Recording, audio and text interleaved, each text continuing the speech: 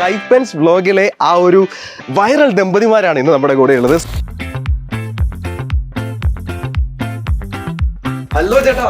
Hello, എന്തൊക്കെയാണ് വിശേഷം? സുഖമായിട്ടിരിക്കുന്നു. നിങ്ങളെ നമ്മൾ സത്യം പറഞ്ഞ വട്ടം വിട്ട് പിടിച്ചതാണ്. ചേട്ടൻ എപ്പോഴാണ് ഇതാണ് എന്റെ ഭാവി മതി ആദ്യമേ തന്നെ കണ്ടപ്പോഴേ എന്റെ കൂട്ടുകാരോട് ഞാൻ പറഞ്ഞു അതെ.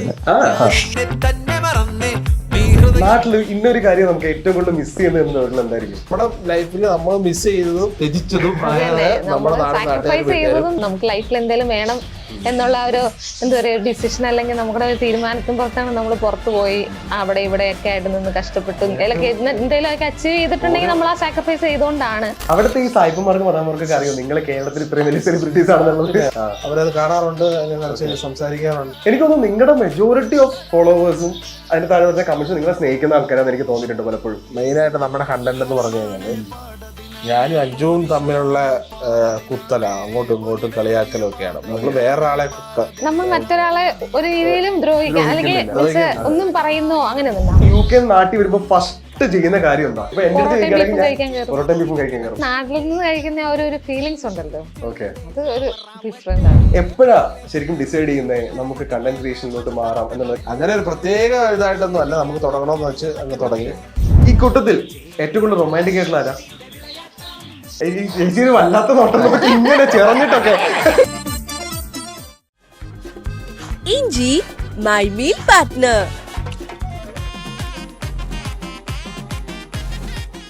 Hello and welcome to my show makers present Sundari നീയും സുന്ദരൻ ഞാനും. ഇന്നത്തെ ഈ ഒരു സ്പെഷ്യൽ സെഷനിൽ എൻ്റെ കൂടെ ഉള്ളത് ആരാണെന്ന് ചോദിച്ചാൽ മറ്റാരുമല്ല, രാജേഷ് രാജനും അഞ്ജൂസ് കരിയുമാണ്. പക്ഷെ പേര് പറഞ്ഞാൽ ഒരു പക്ഷേ നിങ്ങൾക്ക് മനസ്സിലാവില്ല, പക്ഷേ ഇത് കണ്ടാൽ ചിലപ്പോൾ നിങ്ങൾക്ക് മനസ്സിലാവും. കൈപ്പൻസ് വ്ലോഗിലെ ആ ഒരു വൈറൽ ദമ്പതിമാരാണ് ഇന്ന് നമ്മുടെ കൂടെ ഉള്ളത്. സോ നമ്മളെ കാത്ത് അവർ അകത്തുണ്ട്, നമുക്ക് അകത്ത് പോയി നോക്കാം. കമോൺ. ആരുമില്ലേ? ഹലോ ഹലോ, വരൂ. ഹലോ, എന്തൊക്കെയാണ് വിശേഷം? സുഖമായിട്ടിരിക്കുന്നത്. നിങ്ങളെ നമ്മൾ സത്യം പറഞ്ഞ വട്ടം വിട്ട് പിടിച്ചതാണ്. UK നാട്ടിലോട്ട് വരെ നമ്മൾ കാത്തിരിക്കുവായിരുന്നു. അങ്ങനെയൊന്നും കിട്ടുന്ന ആൾക്കാരല്ല. എത്തിയൊക്കെ ചെയ്യും, ലീവ് ഇല്ലാത്തോണ്ട് അങ്ങനെ വരുന്നില്ല എന്ന് മാത്രം. എന്നാ എത്തി? ഒരാഴ്ചയായി. ഓക്കെ, നിങ്ങളെ കാണുമ്പോഴേ ഞാൻ ആദ്യം ചോദിക്കാൻ വെച്ചിരുന്ന ഒരു കാര്യം എന്ന് വെച്ചാലേ, നിങ്ങൾ ശരിക്കും എന്താ കഴിക്കുന്നത്? കാരണം ഇതിനും മാത്രം കണ്ടിട്ട് ഇവർക്ക് മാത്രം എങ്ങനെ കിട്ടുന്നതാണോ? നമ്മളോ സാധാ ഫുഡ് തന്നെ കഴിക്കണം, അതിന്റെ കണ്ടന്റ് ഇങ്ങനെ വീണ് കിട്ടുന്നത് നമുക്കൊന്നും വരുന്നില്ല. നിങ്ങൾ മന്തി കഴിക്കുന്നോണ്ടായിരിക്കും. ആണോ? വീട്ടിലുണ്ടാക്കുന്ന സ്പെഷ്യൽ ഫുഡാണ് കഴിക്കുന്നത്. ഓക്കെ, അപ്പോ നാട്ടിലെത്തിയിരിക്കുകയാണ്. UK ക്ലൈമറ്റ് ഒക്കെ അഡ്ജസ്റ്റ് ചെയ്യാൻ പറ്റുന്നുണ്ട്. ഇവിടെ വന്നിട്ട് കുഴപ്പമൊന്നുമില്ല. കുഴപ്പമില്ല, ജസ്റ്റ് വരുമ്പോൾ ഒരു ഡിഫറൻസ് ഉണ്ടല്ലോ, ചൂട്. അവിടെ തണുപ്പിൽ നിന്ന് ചൂടിലോട്ട് വരുമ്പോൾ ഉള്ള ഒരു ബുദ്ധിമുട്ടുണ്ട്. എന്നാലും കുഴപ്പമൊന്നുമില്ല. നമ്മൾ ഇവിടെ അല്ലേ ജനിച്ചു വളർന്നത്, അപ്പൊ നമുക്ക് ഏത് സാഹചര്യമായിട്ട് നമ്മൾ പടപെട്ടു. ഓക്കെ. അപ്പോഴേ ഞാനൊരു ക്രിഞ്ച് ചോദിച്ചോട്ടെ. പൊതുവെ നമ്മൾ പുറത്തുനിന്ന് നാട്ടിലോട്ട് വരുന്ന എല്ലാവരോടും ചോദിക്കുന്ന ഒരു സാധനമാണ്, ഓക്കെ, നാട് മിസ് ചെയ്യുന്നുണ്ടോ അവിടെ നിൽക്കുമ്പോ? തീർച്ചയായും മിസ് ചെയ്യുമല്ലോ. നമ്മൾ ജനിച്ച് വളർന്ന സാഹചര്യം നമുക്ക് എപ്പോഴും മിസ് ചെയ്യാറുണ്ടാവല്ലോ. എപ്പോഴും എവിടെ പോയാലും നമുക്ക് തിരിച്ചു വരണമെന്നാണ് ആഗ്രഹിക്കുന്നത്. എപ്പോഴും ഒരു മിസ്സിംഗ് ആണ്. പക്ഷെ ഫാമിലി കൂടെ ഉള്ള കാരണം നമ്മള് ഓക്കെയാണ്. എന്നാലും സ്റ്റിൽ നാട്ടിലേക്ക് വരാനൊരു ചാൻസ് കിട്ടുമ്പോ നമ്മള് ഓടിക്കും. അല്ല, നമ്മുടെ നാടും വീടും വീട്ടുകാരും എല്ലാം ഇവിടെ അല്ലേ, അപ്പൊ നമുക്ക് എപ്പോഴും മിസ് ചെയ്യും. നമുക്ക് മാത്രമല്ല, ഇവിടുന്ന് പോയ ഓരോ പ്രവാസികൾക്കും മിസ് ചെയ്യുന്ന കാര്യം അതാണ്. എപ്പോഴും പ്രവാസികൾക്ക് അതൊരു പ്രത്യേക ഫീലിംഗ് ആണ്. അതല്ലേ, ഇപ്പൊ നമ്മൾ പെട്ടെന്ന് അവിടെ നിന്ന് വീട് കാണുമ്പോഴേ പേരക്കയുണ്ട്, മാവുണ്ട്, കുറെ കിളികളുണ്ട്, മീനുണ്ട്. നിങ്ങൾ ഈ പ്രകൃതിയും രമണീയൊക്കെയുമായിട്ട് ഇങ്ങനെ ഇണങ്ങി ജീവിക്കുന്ന ആൾക്കാരാണോ? പ്രകൃതിയായിട്ടും ഒക്കെയാണ്, രമണിയായിട്ട് എനിക്കറിയത്തില്ല. ഈ മീനും കിളിയൊക്കെ ശുങ്കുവിന്റെ ഇഷ്ടങ്ങളാണ്. നമ്മള് വീട് വെച്ച് കഴിയുമ്പം വെക്കാൻ നേരത്തെ അവന്റെ ഡിമാൻഡ് ആയിരുന്നു, എനിക്ക് മീൻ കൊള വേണം, കിളിക്കൂട് വേണം എന്നൊക്കെ. അപ്പൊ അവന്റെ ഇഷ്ടത്തിന് വേണ്ടി അവനിങ്ങനെ എന്താ പറയാ, പെറ്റ്സ് ഭയങ്കര ഇഷ്ടമാണ്. അങ്ങനെ അവന്റെ ഇഷ്ടത്തിന് ചെയ്തതല്ല. പിള്ളേര് ഒരാള് കുഞ്ഞുമണി ഉറങ്ങി, മോൻ വന്നിട്ട് നട്ടുച്ചയ്ക്കാ വന്ന് കയറിയത് ഗ്യാസ്. അപ്പൊ അതിന്റേതായിട്ടൊരു പ്രശ്നമുണ്ട്. ഇല്ല, അവള് ആ ഒരു ടൈമിൽ ഉറങ്ങുന്നതാണ്. അവിടത്തെ ഒരു സ്റ്റില് ടൈമാ എപ്പോഴും പോകുന്നത്, രാവിലത്തെ ആ ഒരു ടൈമാണല്ലോ. അപ്പൊ അവള് വെളുപ്പിന് 5:30 എഴുന്നേറ്റതാ ഇവിടെ. ഇപ്പൊ ഉറങ്ങി. ശുങ്കു വന്നിട്ടില്ല, അനിയന്റെ കൂടെ അവിടെ തന്നെ. ഞാൻ ചോദിച്ചോട്ടെ, ഇപ്പൊ പലതരത്തിലുള്ള കണ്ടന്റ്സ്, നിങ്ങളുടെ കണ്ടന്റിന്റെ ഒരു സ്പെഷ്യാലിറ്റി എന്ന് എനിക്ക് മാത്രമല്ല കേട്ടോ, ഈ കണ്ടോണ്ടിരിക്കുന്ന ആൾക്കാർക്ക് എല്ലാവർക്കും തോന്നിയ ഒരു കാര്യം എന്ന് പറയുന്നത്, വളരെ റിയൽ ആയിട്ട് ജെന്യൂൻ ആയിട്ട് നമുക്ക് തോന്നുന്നു ഈ ലൈവ് ക്യാമറ എവിടെയോ സെറ്റ് ചെയ്തിട്ട് നിങ്ങൾ പകർത്തുന്ന പോലത്തെ ഒരു ഫീലിംഗാ. ശരിക്കും ഈ കണ്ടന്റ് എങ്ങനെയാ ഉണ്ടാവുന്നത്? നമ്മൾ പലപ്പോഴും പറഞ്ഞിട്ട് നമ്മൾ സംസാരിക്കുന്നതിനിടയ്ക്ക് വീഴുന്ന കാര്യങ്ങളാണ്. ഇപ്പൊ നമ്മൾ സംസാരിക്കുന്നതിനിടയ്ക്ക് അങ്ങോട്ടും ഇങ്ങോട്ടും എന്തെങ്കിലുമൊക്കെ പറയും. അത് ചിലപ്പോൾ ബ്രോ ചിരിക്കുന്നുണ്ടെങ്കിൽ നമ്മൾ വീണ്ടും റീക്രിയേറ്റ് ചെയ്യും. ഇപ്പൊ രമണി വീണതുപോലെ ആ ചോദ്യം വേണമെങ്കിൽ അഞ്ജുനെയും കൂടെ വേണമെങ്കിൽ ചോദിപ്പിക്കാം. രമണിയുടെ കാര്യം വേണമെങ്കിൽ അഞ്ജുനെയും കൂടെ ചോദിപ്പിക്കാം. അപ്പൊ കൂടുതൽ അതിന് ഒരു കുറച്ച് ഞാൻ പറയുന്നതിനേക്കാളും പ്രകൃതി നോക്കുകയാണെങ്കിൽ രമണിയെ കുറിച്ച് അത് വേണമെങ്കിൽ അങ്ങനെയൊക്കെ വേണമെങ്കിൽ ക്രിയേറ്റ് ചെയ്യാം. അങ്ങനെ ക്രിയേറ്റ് ചെയ്യുന്നതാണ്. അപ്പൊ നിങ്ങളുടെ റിയൽ ലൈഫും ഇതുപോലെ തന്നെ അടിപൊളി ഫണ്ണിയാണ്. എപ്പോഴും ഇല്ല, അതായത് സന്തോഷം, നമ്മളെപ്പോഴും സന്തോഷമാണല്ലോ ആഗ്രഹിക്കുന്നത്. അത് കാണാൻ ആഗ്രഹിക്കുന്നവരും സന്തോഷമായിട്ട് ഉള്ള നിമിഷങ്ങളാണ്. ആർക്കും കരയണമെന്ന് ആർക്കും ആഗ്രഹമില്ല. അതുകൊണ്ട് ചിരിക്കാൻ വേണ്ടി നമ്മളായിട്ട് സന്തോഷം ചെറുതായിട്ട് ഇങ്ങനെ മറ്റുള്ളവരുമായിട്ട് പങ്കുവയ്ക്കുന്നത്. ഈ ലവ് ബേർഡ്സിനെ സാക്ഷി നിർത്തി ഞാനൊരു കാര്യം ചോദിക്കട്ടെ, നിങ്ങളുടെ ലവ് ലൈഫ് എങ്ങനെയാ സ്റ്റാർട്ട് ചെയ്യുന്നത്?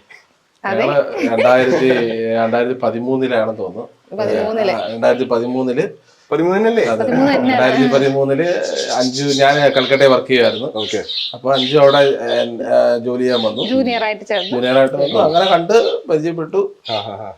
പരിചയപ്പെടാതെ ഞങ്ങൾ ഒരേ ഡിപ്പാർട്ട്മെന്റിലാണ് വർക്ക് ചെയ്തോണ്ടിരുന്നത്, ട്രാൻസ്പ്ലാന്റ് വാർഡില്.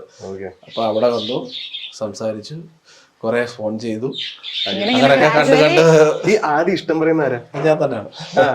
പറഞ്ഞപ്പോ എന്താ തോന്നിയത്? പറഞ്ഞപ്പോ എന്താ തോന്നിയെന്ന് വെച്ച് കഴിഞ്ഞാൽ അറിയത്തില്ല, അതൊരു പെട്ടെന്നുണ്ടായ ഒരു ഇഷ്ടമല്ല. ഗ്രാജുവലി എനിക്ക് ഇഷ്ടമല്ല. എനിക്ക് ആദ്യം തന്നെ കണ്ടപ്പോ തന്നെ ഇഷ്ടമായിരുന്നു. അവൾക്ക് പിന്നെ കണ്ട് മനസ്സിലായ ഒരാളെ ഇഷ്ടപ്പെട്ടു, മീൻസ് നമ്മളൊരാളെ മനസ്സിലാക്കി ഇഷ്ടപ്പെട്ടു, അങ്ങനെ ഗ്രാജുവലി വന്നൊരു ഇഷ്ടമാണ്. ഓക്കെ. ഈ ഒരാളെ നമുക്ക് ഇഷ്ടപ്പെടണമെങ്കിൽ അദ്ദേഹത്തിലുള്ള എന്തെങ്കിലും ഒരു ക്വാളിറ്റി ഉണ്ടാവണമല്ലോ. അങ്ങനെ ചോദിക്കുകയാണെന്നുണ്ടെങ്കിൽ താങ്കളുടെ പാർട്ണറിൽ അല്ലെങ്കിൽ പാർട്ണർ ആവുന്നതിന് മുന്നേ കണ്ട ഒരു 3 ക്വാളിറ്റി പറഞ്ഞു കഴിഞ്ഞാൽ എന്തായിരിക്കും? അങ്ങനെ 3 ക്വാളിറ്റി എന്ന് പറഞ്ഞാൽ എണ്ണി പറയാൻ എനിക്ക് അറിഞ്ഞൂടാ. എന്തോ ക്യാരക്ടർ എനിക്ക് ഇഷ്ടപ്പെട്ടു, ജെന്യുവൻ ആയിട്ട് ഫീൽ ചെയ്തു. അത്യാവശ്യം എന്താ പറയാ, എനിക്ക് ഞങ്ങള് ഒരുമിച്ച് ജോലി ചെയ്ത് അല്ലെങ്കിൽ ഇത് വന്ന കാരണം ഒരു നെഗറ്റീവ് സൈഡ് ഹൈഡ് ചെയ്തിട്ടില്ല. ഓൾറെഡി ആൾ എന്താണ് എങ്ങനെയാണെന്ന് കംപ്ലീറ്റ്ലി എനിക്കറിയാം. അപ്പൊ അതില് ഇപ്പൊ നമ്മൾ വേറെ റിലേഷനിലാവുമ്പോ ഒരു നെഗറ്റീവ് സൈഡ് എന്തെങ്കിലും ഉണ്ട് അവിടെ ഹൈഡ് ചെയ്ത് ഒരു പോസിറ്റീവ് സൈഡ് മാത്രമായിരിക്കും കാണിക്കുന്നത്. ഇത് പക്ഷെ അങ്ങനെയല്ല, ഞങ്ങളൊരു ഫ്രണ്ട്ഷിപ്പിന്റെ ഉള്ളിൽ നമുക്ക് ഒന്നും മറക്കാനില്ലല്ലോ. അപ്പൊ അങ്ങനെ ഒരു രീതിയിൽ നിന്ന് വന്ന കാരണം പ്രത്യേകത ഒന്നും തോന്നില്ല. ഗ്രാജുവലി എന്തോ ചേട്ടൻ എപ്പോഴാണ് ഇതാണ് എന്റെ ഭാവി വധു?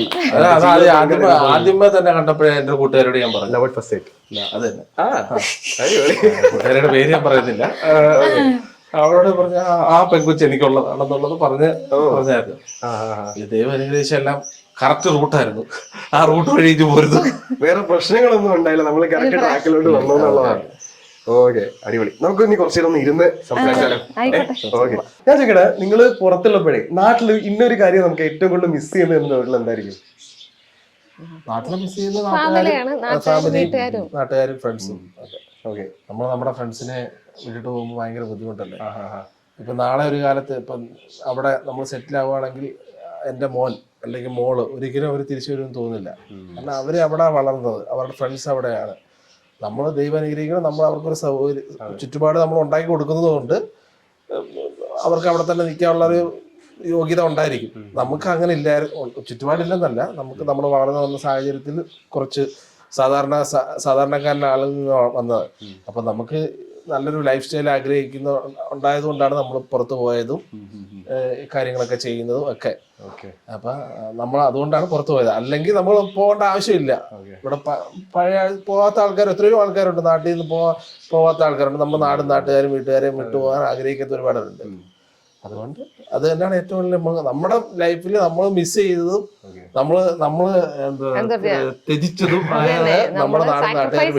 നമ്മുടെ വീടും വീട്ടുകാരും നാടുമാണ്. കാരണം നമുക്ക് ലൈഫിൽ എന്തെങ്കിലും വേണം എന്നുള്ള ഒരു എന്താ പറയുക ഡിസിഷൻ അല്ലെങ്കിൽ നമ്മുടെ ഒരു തീരുമാനത്തിന് പുറത്താണ് നമ്മൾ പുറത്തു പോയി അവിടെ ഇവിടെയൊക്കെ ആയിട്ട് നിന്ന് കഷ്ടപ്പെട്ടു എന്തെങ്കിലുമൊക്കെ അച്ചീവ് ചെയ്തിട്ടുണ്ടെങ്കിൽ നമ്മൾ ആ സാക്രിഫൈസ് ചെയ്തുകൊണ്ടാണ്. പക്ഷെ എന്നാലും നമുക്കത് ഏറ്റവും മിസ്സിംഗ് ആയിട്ടുള്ള ഇമ്പോർട്ടന്റ് ആയിട്ടുള്ള കാര്യം അതാണ് ഫാമിലി. നമ്മുടെ സാഹചര്യം കൊണ്ടാണ് നമ്മൾ പോകുന്നത്. നമുക്ക് നമ്മുടെ ഒരു ഏറ്റവും ഇമ്പോർട്ടൻ്റ് ആയിട്ടൊരു കാലഘട്ടമാണ് കടന്നു പോകുന്നത്. നമ്മളൊരു 50-60 വയസ്സ് ആയിട്ട് തിരിച്ചു വരുമ്പോൾ ഇവിടെ നമ്മളെ അറിയാവുന്ന ഒരു മനുഷ്യർ കാണത്തില്ല. ചുറ്റുപാടുള്ള അയൽവാക്കക്കാർക്കോ അല്ലെങ്കിൽ ഫ്രണ്ട്സിനോ അല്ലെങ്കിൽ അന്നത്തെ ജനറേഷനോ നമ്മൾ അറിയണമെന്ന് ഒരു നിർബന്ധമില്ല. നമ്മളിവിടെ വന്ന് ഏകാന്തമായിട്ട് വീണ്ടും ആ ഏകാന്തത്തിൽ നിന്ന് ഇവിടെ വന്ന് വീണ്ടും ഏകാന്തതയിലോട്ട് വരികയാണ്.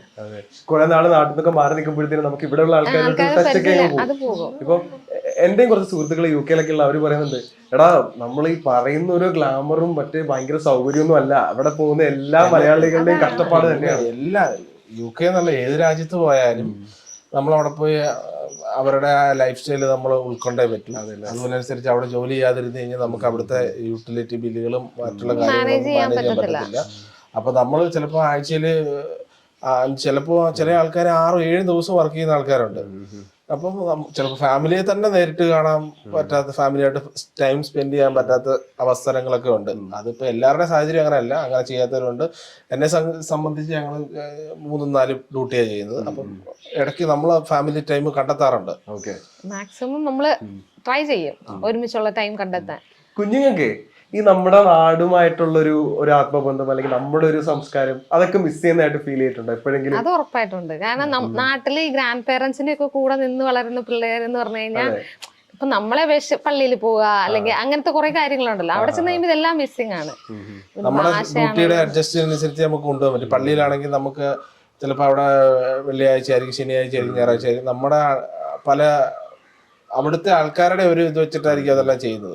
അപ്പൊ അങ്ങനെ ഒരുപാട് കാര്യങ്ങൾ മിസ്സിംഗ് വരും. പിന്നെ നാട്ടിൽ നിന്ന് വളരുന്നതും പുറത്ത് വളരുന്ന കൾച്ചറും രണ്ടാണല്ലോ. ചിലപ്പോ അവരുടെ ഫ്രണ്ട്സിന് ഞാൻ നേരത്തെ ഫ്രണ്ട്സ് ആണ്. നമ്മൾ വളർന്നു വന്ന സാഹചര്യം അനുസരിച്ചാണ് നമ്മുടെ ഒരു ബ്രെയിനിന്റെ കാര്യങ്ങളൊക്കെ ഡെവലപ്പ് ആവുന്നത്. അപ്പോൾ അവര് വളരുന്ന സാഹചര്യം അങ്ങനെയാണ്, അവരുടെ തിങ്കിങ് വേറെയാണ്. നമ്മുടെ സാധാരണക്കാരനായ ചിന്താഗതികളാണ് നമ്മളുടെ ഇപ്പോഴും. നമ്മുടെ ഫ്രണ്ട്സിനുമായിട്ടും കുടുംബവും നമ്മൾ കുറച്ചുകൂടെ കഴിയുമ്പോൾ നമ്മളെയൊക്കെ ചിലപ്പോൾ ഓൾഡ് ഏജ് ഹോമിലൊക്കെ ആയിരിക്കും നമ്മളൊക്കെ. അവിടുത്തെ ഒരു കൾച്ചർ ഇതാണല്ലോ. ഒരു ഏജ് ആയി കഴിഞ്ഞു കഴിഞ്ഞാല് അവര് ഒരുമിച്ച് ജീവിക്കുന്നു, മാറി താമസിക്കുന്നു, പേരൻസിന്റെ കൂടെ താമസിക്കുന്നവരില്ല. നല്ല കാര്യമുണ്ട്, അതിനകത്ത് പോസിറ്റീവ് കാര്യമുണ്ട്. നമ്മൾ വേറൊരാളുടെ ലൈഫിൽ വേറൊരാൾ പുതുതായിട്ട് ഇന്റർഫിയർ ചെയ്യുന്നില്ല. നമ്മുടെ നാട്ടിലത്തെ ഒരു കൾച്ചർ അല്ല, പക്ഷെ നമുക്കത് അക്സെപ്റ്റ് ചെയ്യാൻ ഇത്തിരി ബുദ്ധിമുട്ടായിരിക്കും. നമ്മൾ ശീലിച്ച ശീലങ്ങളല്ല. ഒരു രീതിയിൽ പോസിറ്റീവ് ആണ്, പക്ഷെ നമുക്ക് നോക്കുമ്പോ അത് ഭയങ്കര ഒരു ബുദ്ധിമുട്ടുള്ള കാര്യമാണ്. അറിയത്തില്ല, പിന്നെ എല്ലാവർക്കും നമുക്ക് ചെയ്യാൻ പറ്റുന്നതൊക്കെ ചെയ്ത് കൊടുക്കാറുണ്ട്. നാട്ടിലെ കാര്യങ്ങളാണെങ്കിൽ ഭാവി നമ്മുടെ കയ്യിലാണ്. ഇടയ്ക്ക് നമ്മൾ നാട്ടിൽ കൊണ്ടുവരാറുണ്ട്, വീട്ടുകാരെ കാണിക്കാറുണ്ട്, കുടുംബക്കാരുടെ അവിടെ സ്ഥലങ്ങളിൽ വിസിറ്റ് ചെയ്യാറുണ്ട്, ഫ്രണ്ട്സുമായിട്ട് ഇതുണ്ട്. പിന്നെ അവിടെ ആണെങ്കിലും ഫോൺ വിളിക്കും, എല്ലാ റിലേറ്റീവ്സ് ഒക്കെ ആയിട്ട് സംസാരിപ്പിക്കും. അങ്ങനെ ഒരു കണക്ഷൻ നമ്മളെ ശ്രമിക്കുന്നുണ്ട്.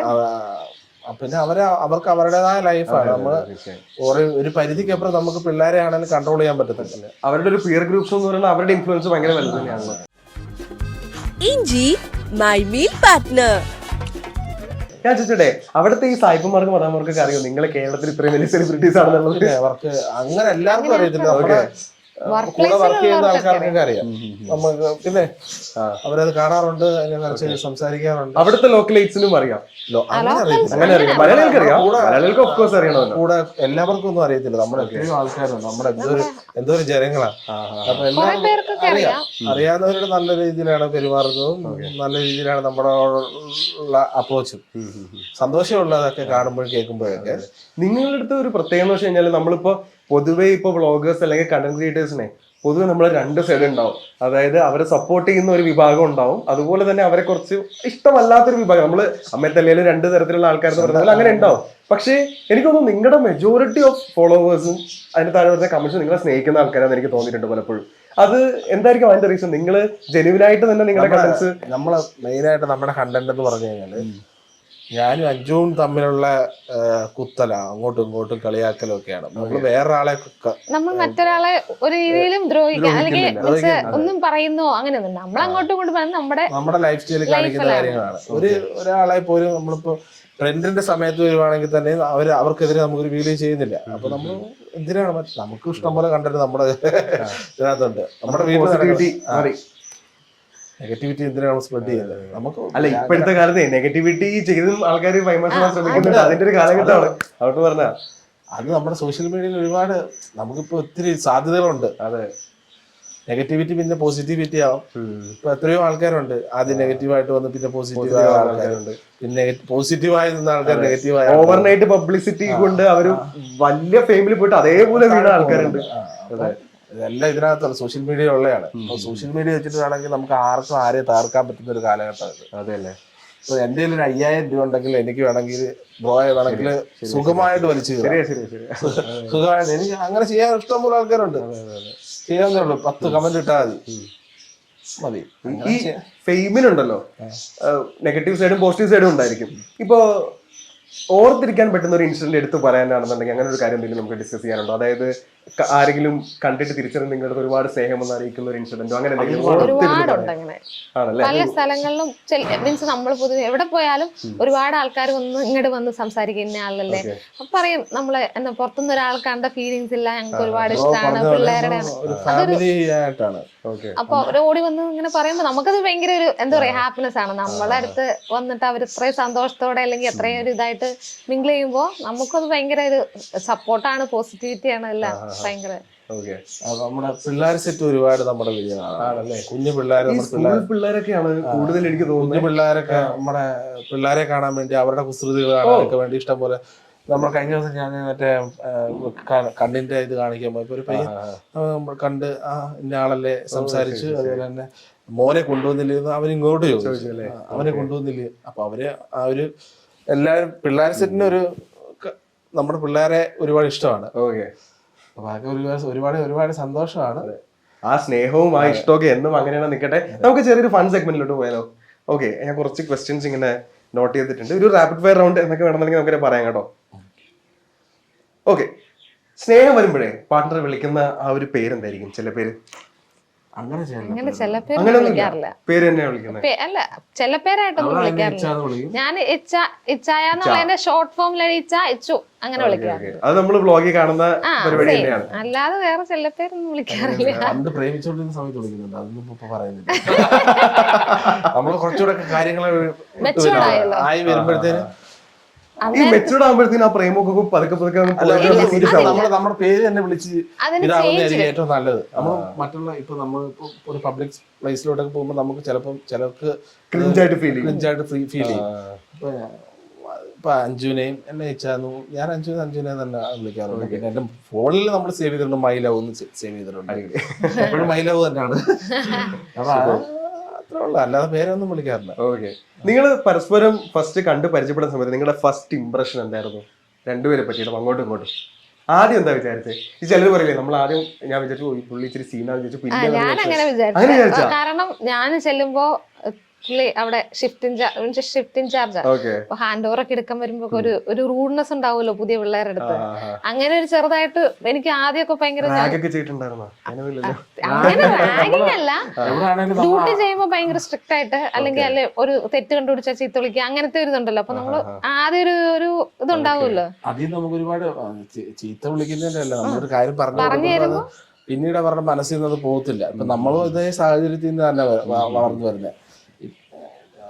അതുകൊണ്ടാണ്, അല്ലാതെ നമ്മള് അപ്പൊ നമുക്കൊരു ഫസ്റ്റ് ഇംപ്രഷൻ ഉണ്ടാവുമല്ലോ. ഫസ്റ്റ് ആദ്യം കുറച്ചൊരു പേടിയായിരുന്നല്ലേ, പിന്നെ മാറിയോ? പതിയെ പതിയെ ഗ്രാജുവലി അത് മാറി ഒന്നേ. ചേട്ടൻ തിരിച്ചെങ്ങനെയായിരുന്നു? കണ്ടപ്പോ ഇഷ്ടപ്പെട്ട ആളെ പിന്നെ എന്തിനാ പേടിപ്പിച്ചേ? ചിലപ്പോ അങ്ങനെയൊക്കെ വരാം. ലവിന്റെ ഒരു സൈക്കോളജി ഒക്കെ നമ്മൾ ആദ്യമേ ഓക്കെ ഫൈൻ. പാർട്ട്ണറിൽ ഇഷ്ടപ്പെടുന്ന ഒരു ക്യൂട്ടസ്റ്റ് ബോഡി ലാംഗ്വേജ് എന്തായിരിക്കും? ചിലപ്പോ ചിരിയായിരിക്കാം, അല്ലെങ്കിൽ സ്നേഹത്തോടുള്ള വിളിയായിരിക്കാം. ശരിയാണ്, തീർച്ചയായും എല്ലാരും പറയും നമ്മുടെ ചിരിയാണ് എപ്പോഴും, നമ്മുടെ പല്ല് കാണിച്ചുള്ള ചിരി. നമ്മളെപ്പോഴും പ്ലസന്റ് ആയിട്ട് ചിരിച്ച് ഇപ്പൊ എവിടെയാണെങ്കിലും ആരായിട്ട് ഇന്ററാക്ട് ചെയ്യുമ്പോൾ മാക്സിമം സന്തോഷത്തോടെ പ്ലസന്റ് ആയിട്ട് ഇന്ററാക്ട് ചെയ്യാൻ ശ്രമിക്കും. നിങ്ങൾക്ക് രണ്ടുപേർക്കും ഇന്നൊരു കാര്യം ഇല്ലാതെ എനിക്ക് പറ്റില്ല എന്നൊരു സാധനം ഉണ്ടെന്നെനിക്ക് അതെന്താ? ഇതില്ലാണ്ട് എനിക്ക് ഡേ ടു ഡേ ലൈഫ് പറ്റില്ല. ഫോണെന്ന് വേണമെങ്കിൽ പറയാം. അത് നിങ്ങൾക്ക് പ്രത്യേകിച്ച് അത് ഭയങ്കര ഇമ്പോർട്ടന്റ് ആയിട്ട് പരിപാടിയാണ്. എന്റെ നമ്മളെല്ലാ കാര്യങ്ങളും ചെയ്യുന്ന ഫോണിലൂടെയാണ്. നമ്മളിപ്പോൾ വീഡിയോ എടുക്കുന്നതാണെങ്കിലും എഡിറ്റ് ചെയ്യുന്നതാണെങ്കിലും എല്ലാ കാര്യങ്ങളും പോസ്റ്റ് ചെയ്യുന്ന എല്ലാം ഫോണാണ് നമ്മുടെ. അപ്പൊ നമ്മൾ കൂടുതൽ സമയം അതിനകത്ത് ചെലവഴിക്കുന്നുണ്ട്.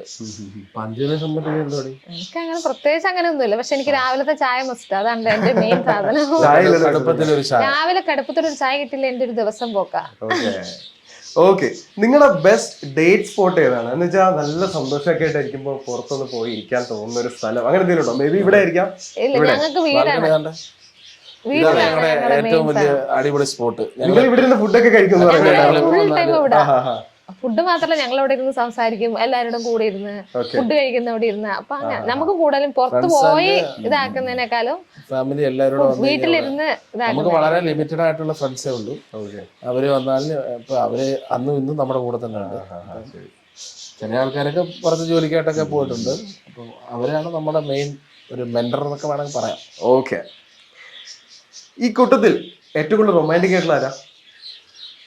റൊമാൻറ്റിക് അങ്ങനെ ചേച്ചി വല്ലാത്ത നോട്ടം നോക്കി ഇങ്ങനെ ചെറഞ്ഞിട്ടൊക്കെ ചെറഞ്ഞു നോക്കിയതൊന്നുമല്ല, ലൈഫിൽ റൊമാൻസും വേണം. റൊമാൻസ് വേണമല്ലോ. ആരാണ് ഏറ്റവും കൂടുതൽ റൊമാൻറ്റിക് ആയിട്ടുള്ളത്? എപ്പോഴും ഞാനായിരിക്കും കൂടുതൽ എഫേർട്ട് എടുക്കാറുള്ളത്. ആണോ? എഫേർട്ട് എടുത്തിട്ട് റൊമാൻറ്റിക് ആവുന്നതാണോ അതോ നാച്ചുറലി വരുന്നത്? നാച്ചുറലി വരും. പിന്നെ അത് മനുഷ്യനല്ലേ. നമ്മുടെ ജീവിതമല്ലേ, അങ്ങോട്ടും ഇങ്ങോട്ടും സ്നേഹമുള്ളിടത്താണല്ലോ സന്തോഷം ഉണ്ടാവുള്ളൂ. അല്ല, നമുക്ക് എപ്പോഴും റൊമാൻസ് വേണം അതല്ലേ നമുക്ക് റൊമാൻസ് അങ്ങനെയുണ്ടല്ലാന്നല്ലോ നമുക്ക് എന്താ പറയാ, ആ സ്നേഹം നമുക്ക് മുന്നോട്ട് കൊണ്ടുപോകാൻ പറ്റത്തുള്ളൂ. അതെ അതെ അതെ. ഓക്കെ. കൂടുതൽ ഏറ്റവും വാശിക്കാരൻ അല്ലെങ്കിൽ വാശിക്കാരി ആരാ? അഞ്ചോ വാശിക്കാരി. എന്തിനാ വാശി?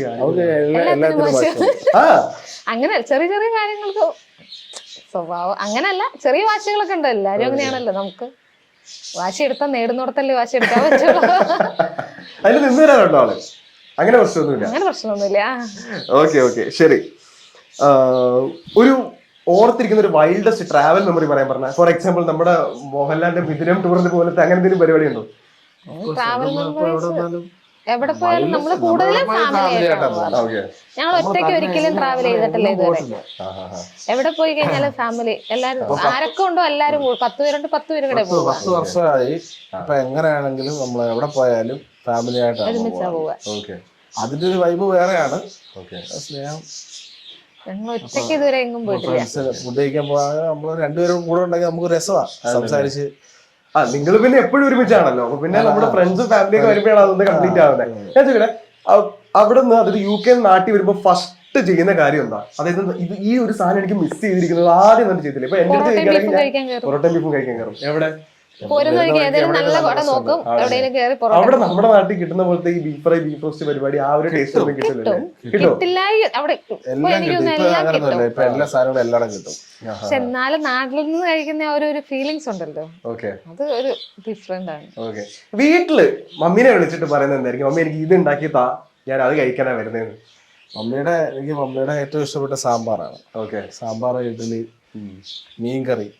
മമ്മിയുടെ അടിപൊളി മീൻകറി ഉണ്ടാക്കും.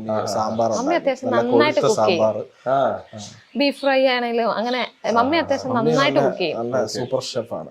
അപ്പൊ അതൊക്കെയാണ് നമ്മുടെ ആരോഗ്യം. Okay, super. ഈ കണ്ടന്റ് ക്രിയേഷൻ ആണല്ലോ, അതുവഴിയാണ് നിങ്ങൾ ഇത്രയും ഫേമസ് ആവുന്നത്. എപ്പോഴാ ശരിക്കും ഡിസൈഡ് ചെയ്യുന്നത് നമുക്ക് കണ്ടന്റ് ക്രിയേഷനിലോട്ട് മാറാം എന്നുള്ളത്? കാര്യം ഞാൻ ചോദിക്കുന്നത്, ഈ ഒരു കോവിഡ് സമയത്താണ് ഒരുപാട് പേര്, ഇപ്പോൾ കുറെ കപ്പിൾസ് ആയിക്കോട്ടെ, എല്ലാവരും വീട്ടിൽ ചുമ്മാ ആയിരിക്കുമ്പോൾ യൂട്യൂബ് ചാനൽ സ്റ്റാർട്ട് ചെയ്യുന്നു, കണ്ടന്റ്സ് സ്റ്റാർട്ട് ചെയ്യുന്നു. അങ്ങനെ ഈ ഒരു കഴിഞ്ഞ 5-6 വർഷത്തിൽ ഒത്തിരി ആൾക്കാർ ബൂം ചെയ്ത് വന്നിട്ടുണ്ട്. എപ്പോഴാണ് നിങ്ങൾ ആ ഒരു ഡിസിഷൻ എടുത്തത് നമുക്ക് കണ്ടന്റ് ക്രിയേറ്റ് ചെയ്യാം? 5-6 വർഷമായി. ഓക്കെ, 5-6 വർഷമായി, 6 വർഷത്തോളമായി. ഒരു അത്യാവശ്യം ഒരു മറ്റുള്ള ആൾക്കാരിലേക്ക് ഒരു റീച്ച് കിട്ടി തുടങ്ങിയത് ഒരു 3-4 വർഷം ആവുന്നുള്ളൂ. ഓക്കെ. അതിനുമ്പ് ചെയ്യുന്നുണ്ടായിരുന്നു. അത്യാവശ്യം ആൾക്കാരിലേക്ക് നമുക്ക് അത്യാവശ്യം ഒരു 10 പേരാളും 100 പേരാളും നമ്മുടെ വീഡിയോ കാണുന്നുണ്ടായിരുന്നു. അവരാണ് നമ്മുടെ ഒരു ബാക്കപ്പ്. എപ്പോഴും നമ്മളെ ഒരു പുഷ് ചെയ്ത് അവര് കാണുന്നതുകൊണ്ടാണല്ലോ മറ്റുള്ളവർ ആദ്യം 100 പേര് കണ്ട് പിന്നെ ആ 100 പേര് എന്തും കാണുന്നതുകൊണ്ടാണ് അത് ഒരു 150-200 പേരിലേക്ക് എത്തുന്നത്. മറ്റുള്ള ആൾക്കാരിലേക്ക് പ്രൊമോട്ടായി പോകുന്നത്. ഒരു 5-6 വർഷമായി നല്ല അടിപൊളിയായിട്ട് പോകുന്നു. ഓക്കെ. അങ്ങനെ ഒരു പ്രത്യേക ഇതായിട്ടൊന്നും അല്ല, നമുക്ക് തുടങ്ങണമെന്ന് വെച്ച് അങ്ങ് തുടങ്ങി. രണ്ടുപേർക്കും ഇൻട്രസ്റ്റ് ഉണ്ടായിരുന്നു. ഞാന് ഇതിന്റെ ഒരു ഭാഗമേ അല്ലായിരുന്നു. പിന്നെ നമ്മൾ ഫാമിലി ആയിട്ട് ഞങ്ങള് UK മൂവ് ചെയ്തതിന് ശേഷമാണ് ഒരുമിച്ചുള്ള ഇത്. ആദ്യം ബുദ്ധിമുട്ടുണ്ടായിരുന്നു, ഒരു ചെറിയ ചമ്മലും ക്യാമറയുടെ മുന്നിൽ, കാരണം നിങ്ങൾ മിക്കവാറും വീട്ടിൽ നിൽക്കുന്ന കൊല്ലത്തിൽ തന്നെയൊക്കെ ആയിരിക്കും. ആദ്യമൊക്കെ ബുദ്ധിമുട്ടായിരുന്നു, കാരണം നമുക്ക് ഇങ്ങനത്തെ ഒരു പരിപാടി, ഒരു എന്താ പറയാ, ക്യാമറയുടെ മുന്നിൽ വന്നെന്തെങ്കിലും പറയാം, അങ്ങനത്തെ ഒരു ശീലമില്ല. ആദ്യമൊക്കെ എടുത്ത വീഡിയോസിലൊക്കെ കാണുമ്പോൾ അത് ശരിക്കും അറിയാം, ഭയങ്കര ഒരു ബുദ്ധിമുട്ട്. പിന്നെ പുറത്തൊന്നും ഒരാളില്ല, നമ്മള് ഉണ്ടാക്കിയ ഒരു കണ്ടന്റ് ചെയ്യുന്നില്ല. അപ്പൊ അങ്ങനെ വരുമ്പോ അത്രയ്ക്ക് ഇത് അത് സ്പോട്ടിൽ നമ്മുടെ ലൈഫിൽ സംഭവിക്കുന്ന ഒരു കാര്യം പിന്നീട് ഒന്നുകൂടെ റിപ്പീറ്റ് ചെയ്തെടുക്കുക. അഞ്ജുവിന്റെ സംസാരത്തിലാണ്. ഓക്കെ. ഇപ്പൊ ഞാൻ എന്തെങ്കിലും പറയുകയാണെങ്കിൽ അഞ്ജുവിന്റെ ആ ഒരു റിപ്ലൈയും റിയാക്ഷനും എക്സ്പ്രഷനും ആണ് കൂടുതൽ ആൾക്കാരിലേക്ക്. പിന്നെ അല്ലെങ്കിൽ കൂടുതൽ ആൾക്കാർ ഇപ്പോ ഒരു മെജോറിറ്റി ഒരു ആണിനോട് ഒരു പെണ്ണ് ഇച്ചിരി വേറെ രീതിയിൽ വേറെ അങ്ങനല്ല പറയുന്നത്, ഇച്ചിരി തിരിച്ച് പക്ക ഒരു റിപ്ലൈ കൊടുക്കുമ്പോൾ ആൾക്കാർക്ക് അത് കുറച്ചുകൂടെ enjoyable ആണ്. അതെ, അത് വേറൊരു ഫാക്ട് ആണ് നമ്മുടെ വീഡിയോയുടെ റീച്ച് ഉണ്ടാവുന്നതിന്റെ ഫാക്ട് ആണ്. പിന്നെ അത് കഴിഞ്ഞ് കുറച്ച് നമ്മൾ തിരിച്ചടിക്കുമ്പോ അത് നമ്മുടെ മെജോറിറ്റി ആമ്പിള്ളേർക്ക് അതൊരു ശരിക്കും ലൈഫിൽ എങ്ങനെയാ നിങ്ങള് അങ്ങനെ തന്നെയാണ്. ഇങ്ങനെ തന്നെയാണ് അങ്ങോട്ടും ഇങ്ങോട്ടും താറ്റിയും എപ്പോഴും റൊമാൻസ് അല്ല, നമ്മുടെ ജീവിതത്തിൽ അങ്ങോട്ടും ഇങ്ങോട്ടും നമ്മൾ നടക്കുന്ന എല്ലാ നമ്മുടെ സാധാരണ മനുഷ്യരെ എങ്ങനെ ജീവിക്കുന്നു. നമ്മുടെ വീട്ടില് രാവിലെ എഴുന്നേറ്റ് കഴിഞ്ഞാൽ ഉണ്ടാവുന്ന എല്ലാ പ്രശ്നങ്ങളും നമ്മുടെ അനുഭവത്തിലുണ്ട്. അപ്പൊ അതൊക്കെ മാനേജ് ചെയ്യുന്നോണ്ടിരിക്കും നമ്മുടെ ലൈഫ് എങ്ങനെ മുന്നോട്ട് കൊണ്ടുപോകണം എന്നുള്ളത്. അത്രയോട്ടും അല്ല അതെന്ത് മൂത്ത ആൾക്ക് എനിക്കൊന്ന് കുറച്ചുകൂടെ മനസ്സിലായിട്ടുണ്ടാവും അച്ഛനും അമ്മയും ഇതൊക്കെയാ ചെയ്യുന്നത് അല്ലെ, കണ്ടന്റും കാര്യങ്ങളൊക്കെ മനസ്സിലാവുന്നുണ്ട്. ഇടയ്ക്ക് വന്ന് കണ്ടന്റ് പറഞ്ഞു തരും.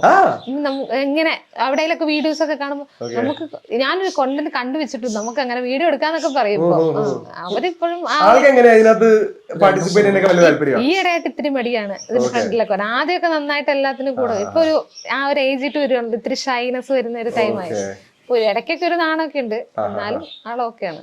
ഓക്കെ, അടിപൊളി.